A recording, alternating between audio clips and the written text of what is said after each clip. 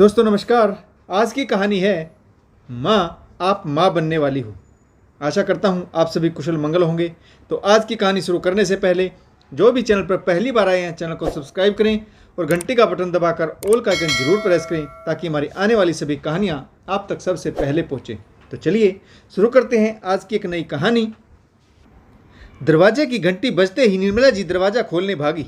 बड़ी उत्सुकता से वह अपनी डॉक्टरी रिपोर्ट का इंतजार कर रही थी। जैसे ही दरवाज़ा खुला सामने बेटा सुधीर खड़ा था। निर्मला जी ने पूछा, क्या हुआ सुधीर? क्या कहा डॉक्टर ने और रिपोर्ट में क्या आया है?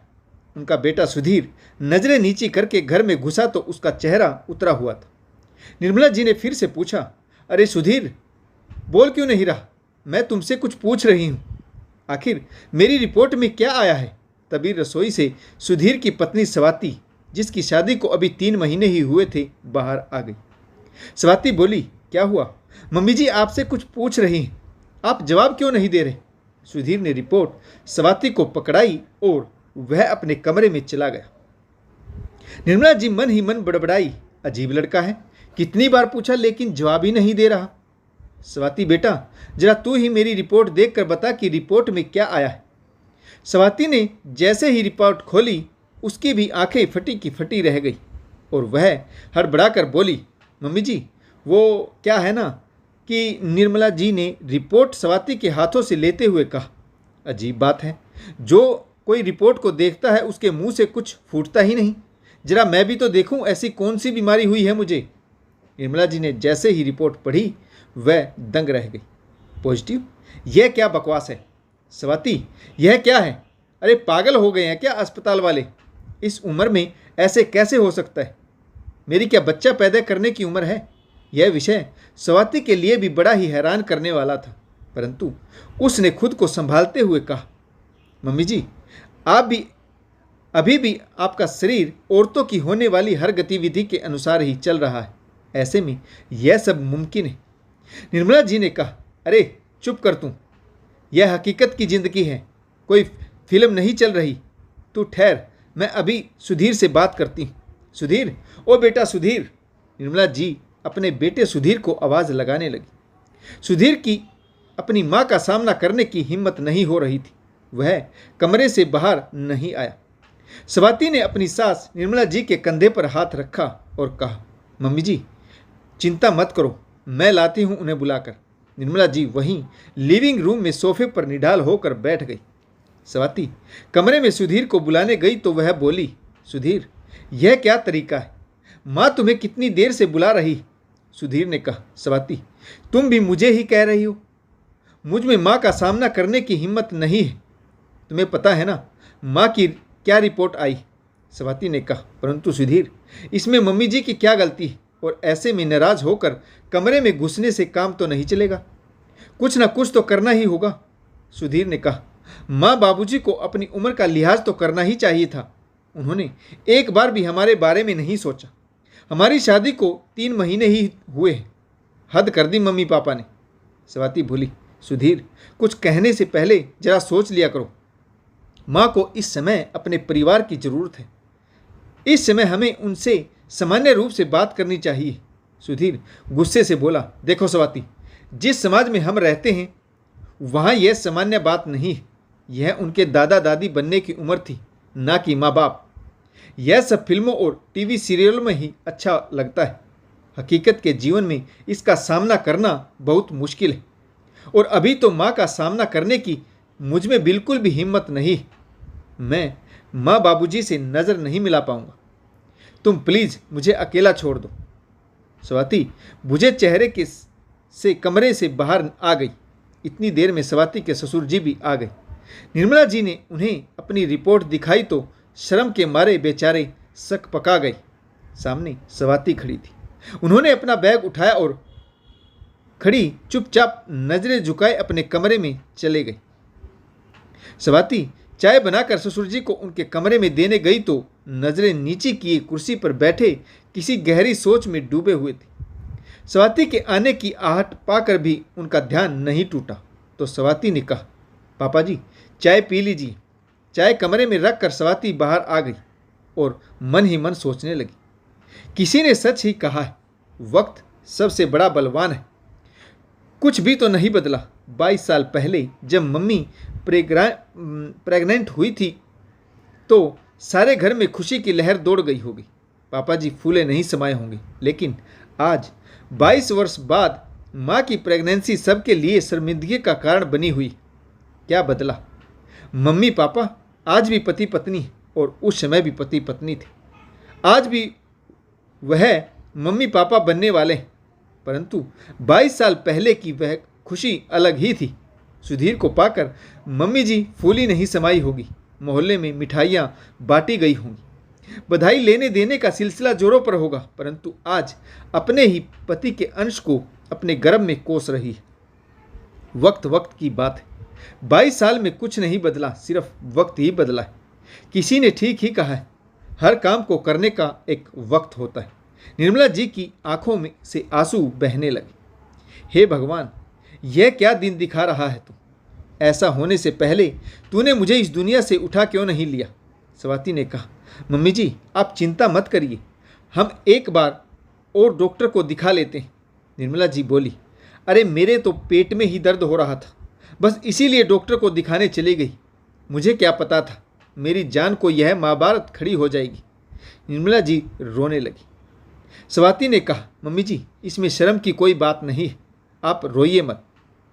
इस समय पर रोना आपकी सेहत के लिए ठीक नहीं। निर्मला जी आंखों में आंसू लिए स्वाति से कहने लगी, हे भगवान, आजकल के बच्चों को तो देखो। स्वाति तू कैसी बातें कर रही? इस समय कौन सा समय, मेरा कौन सा समय चल रहा है? कोई बताएगा मुझे? मैं पागल हो जाऊंगी। यह कहते कहते निर्मला जी चुप हो गई। थोड़ी देर सहम कर बैठी रही, फिर अचानक से बोली, मेरा बेटा मुझसे ठीक ही नाराज है। कहाँ तो दादी बनने की खुशखबरी देना चाहती थी और कहाँ लोग आज जब सुनेंगे तो छी छी। हे भगवान, कितनी जग हंसाई होगी। स्वाति की समझ में कुछ नहीं आ रहा था। इधर पति अपनी माँ से नाराज है, उधर ससुर जी किसी से बात नहीं कर रहे। यह उसकी सास लगातार रोए जा रही। स्वाति बेचारी क्या करे, किस से राय ले, किस से बात करे? बड़ी मुश्किल से स्वाति ने सास निर्मला जी का ढांढस बधाया। आज शाम किसी ने खाना भी नहीं खाया। घर में मातम का माहौल था। स्वाति ने हिम्मत करके सास से कहा, मम्मी जी आप सो जाइए, कल सुबह हम डॉक्टर से बात करने चलेंगे। आप चिंता मत करिए, सब कुछ ठीक हो जाएगा। निर्मला जी अपने कमरे में सोने चली गई, लेकिन उनकी आंखों में नींद नहीं थी। कमरे में जाते ही पति पर खूब चिल्लाई।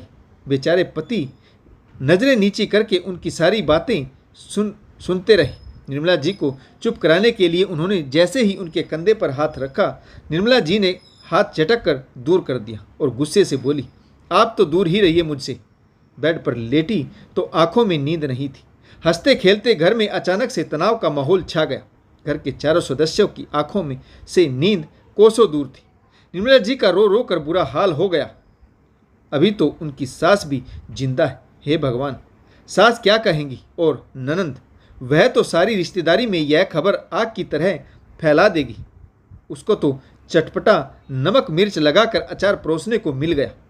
पड़ोस वाली शर्मा भाभी तो गली में चटकारे ले लेकर मेरी बर्बादी की कहानी सुनाएंगी। यह सोच सोच कर निर्मला जी का हाल बेहाल हो रहा था। वह सोचने लगी, स्वाति ठीक ही कह रही, अभी मेरे शरीर में औरतों वाली हर गतिविधि होती। 17 साल की थी, सुढोल कद काठी देखकर घर वालों ने नाबालिग उम्र में ही शादी कर दी थी। 18 साल की हुई तो गोद में सुधीर आ गया। निर्मला जी की सास बीमार रहती थी। जैसे ही निर्मला का बेटा 21 साल का हुआ, सास ने अपने पोते का विवाह देखने की अंतिम इच्छा जताई, तो बेटे का विवाह भी सिर्फ 21 साल की उम्र में स्वाति से कर दिया। बेटे की शादी को 3 महीने ही हुए। निर्मला जी 40 बरस से भी कम उम्र में सास बन गई और अब फिर से माँ। हे भगवान, मैं क्या करूं? मन तो करता है किसी कुएं तालाब में जाकर डूब मरूं। सोचते सोचते सूरज निकल आया। आज जैसी तनाव भरी सुबह उस घर में कभी नहीं हुई थी। सुधीर ने ना रात को खाना खाया, ना सुबह नाश्ता किया और अपनी माँ से नजरें बचाकर सीधे कार में जाकर बैठ गया। बहू स्वाति ने निर्मला जी को हिम्मत देकर कार में बिठाया। वह लगातार रोए जा रही थी। स्वाति उन्हें बड़ी मुश्किल से सांत्वना दे रही थी। अस्पताल पहुंचते ही वह रिसेप्शन रूम में जाकर बैठ गई। सुधीर अपनी माँ के पास बैठने में भी शर्म महसूस कर रहा था। वह इधर उधर घूमने लगा। स्वाति सुधीर के पास गई और बोली, यह क्या तरीका है सुधीर? हम घर वाले ही अगर माँ से ऐसा बर्ताव करेंगे तो वह जीते जी मर जाएंगी।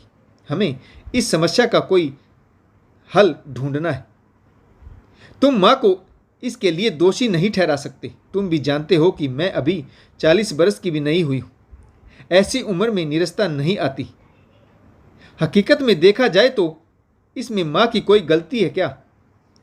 तुम इस तरीके से माँ से अपराधियों की तरह बर्ताव नहीं कर सकते। वह सास बन गई। इसका मतलब यह तो नहीं कि उनकी शारीरिक गतिविधियाँ और ज़रूरत खत्म हो गई। माँ कल रात से तुमसे बात करना चाहती। वह किसी अपने से सांत्वना पाने के लिए तड़फ रही। उन्हें इस समय पर अपने परिवार के साथ और विश्वास की ज़रूरत है। अगर हम ही उनका साथ नहीं देंगे तो वह टूट जाएगी।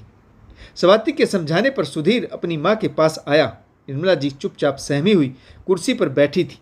सुधीर उनके पास बैठ गया और उनका हाथ अपने हाथ में लेकर बोला, मम्मी आप चिंता मत करिए, मैं आपके साथ हूँ। सुधीर का इतना कहना था कि निर्मला जी फपक कर रो पड़ी और बेटे के गले से लग गई।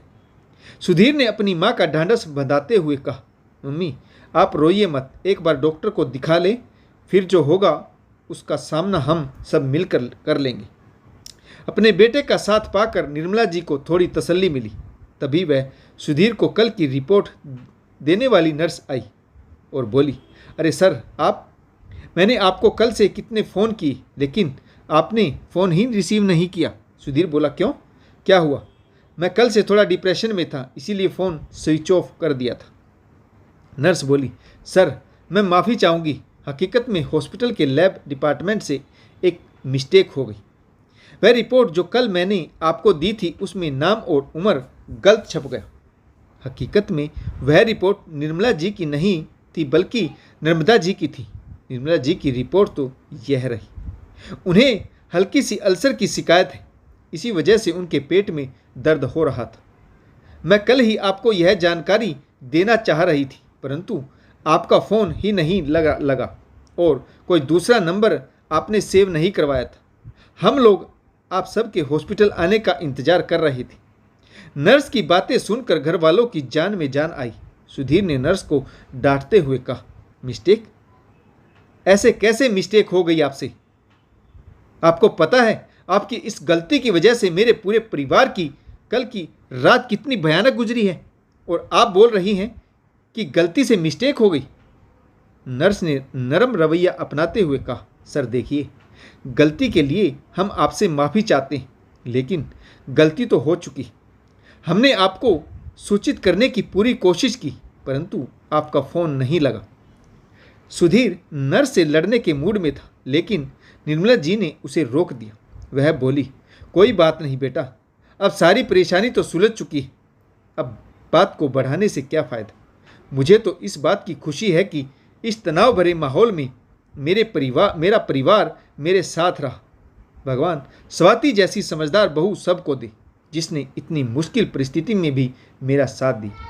स्वाति बेटा, मेरी अपनी बेटी होती तो वह भी इस समय पर एक पल के लिए नाराज़ हो जाती परंतु तुमने एक पल को भी मुझे अकेली नहीं पड़ने दिया। स्वाति ने कहा, मम्मी जी, मुश्किल परिस्थितियों में ही आपसी रिश्तों की पहचान होती। अब चलिए घर चलते हैं, पिताजी को भी खबर देनी है कि माँ बनने वाली नहीं। सुधीर, स्वाति और निर्मला जी हंसने लगे और हंसते हंसते घर लौटे। निर्मला जी ने पति को बताया कि वह सिर पकड़कर बैठ गई। हे भगवान, कैसी परेशानी में डाल दिया था। फिर सब ने हंसते हंसते चाय का मजा लिया। तो दोस्तों, आशा करता हूँ आपको यह कहानी ज़रूर पसंद आई होगी। आपको इस कहानी में कौन सा किरदार अच्छा लगा कमेंट्स करके ज़रूर बताइएगा। अगर आपको हमारी कहानियाँ अच्छी लगे, लाइक शेयर और कमेंट्स करना बिल्कुल ना भूलें और चैनल को सब्सक्राइब अभी तक जिसने भी नहीं किया चैनल को सब्सक्राइब करें। तो कहानी पढ़ने के लिए आप सभी का बहुत बहुत धन्यवाद। जय हिंद, वंदे मातरम, भारत माता की जय, जय जवान और जय किसान।